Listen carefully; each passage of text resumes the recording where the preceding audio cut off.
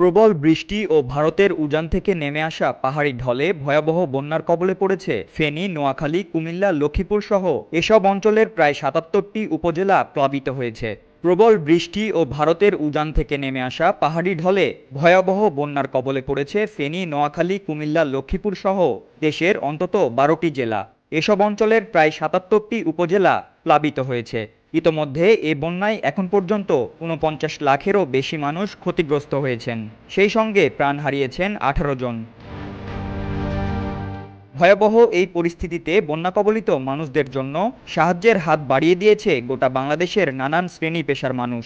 উদ্ধার কার্যক্রম ও ত্রাণ বিতরণ কর্মসূচিতে স্বতঃস্ফূর্তভাবে নেমেছে অনেকে। সামাজিক যোগাযোগ মাধ্যমে ঘুরে বেড়াচ্ছে উদ্ধার ও ত্রাণ তৎপরতার ভিডিও এবং ছবি।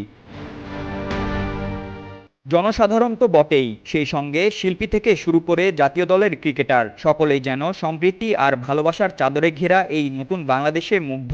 তামিম ইকবাল, লিটন দাস সহ অনেকেই সামাজিক যোগাযোগ মাধ্যমে পোস্ট দিয়ে বন্যা কবলিত মানুষদের জন্য এগিয়ে আসার আহ্বান জানান। সেই সঙ্গে এই দুর্যোগকালীন সময়ে জাতি, ধর্ম, বর্ণ নির্বিশেষে সকলে একত্রিত হয়ে কাজ করার প্রশংসাও করেন তারা।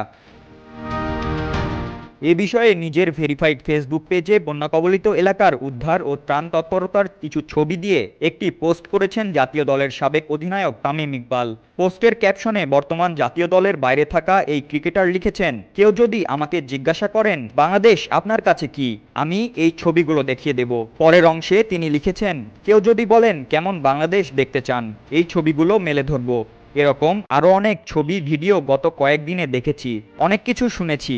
এটাই তো আমার দেশ, এমন বাংলাদেশই তো চাই। সৌহার্দ্য, সহমর্মিতা, সম্প্রীতি আর ভালোবাসায় মোড়ানো দেশ। যত বিপর্যয় তত বন্ধন, যত সংকট তত সমাধান, যত প্রলয় তত প্রতিজ্ঞা। তামিম ছাড়াও দেশের বন্যা কবলিত মানুষের পাশে দাঁড়ানোর আহ্বান জানিয়ে সোশ্যাল মিডিয়ায় পোস্ট করেছেন জাতীয় দলের ক্রিকেটার লিটন দাসও।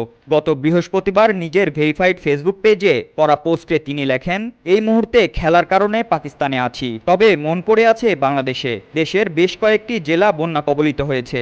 দেশের এই কঠিন সময়ে সবার সহযোগিতা কাম্য। আমি আমার মতো করে চেষ্টা করছি।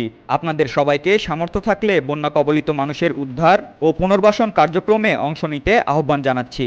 দেশ গড়ার সময়ে দেশের মানুষের পাশে দাঁড়ানোর এখনই সময়। এছাড়া মুশফিকুর রহিম, নাজমুল হোসেন শান্ত, শরীফুল ইসলাম, তাওহিদ হৃদয়, রুবেল হোসেন, নুরুল হাসান সোহান, এনামুল হক বিজয় সামাজিক যোগাযোগ মাধ্যমে পোস্ট করে বন্যা কবলিত মানুষের জন্য এগিয়ে আসার আহ্বান জানান।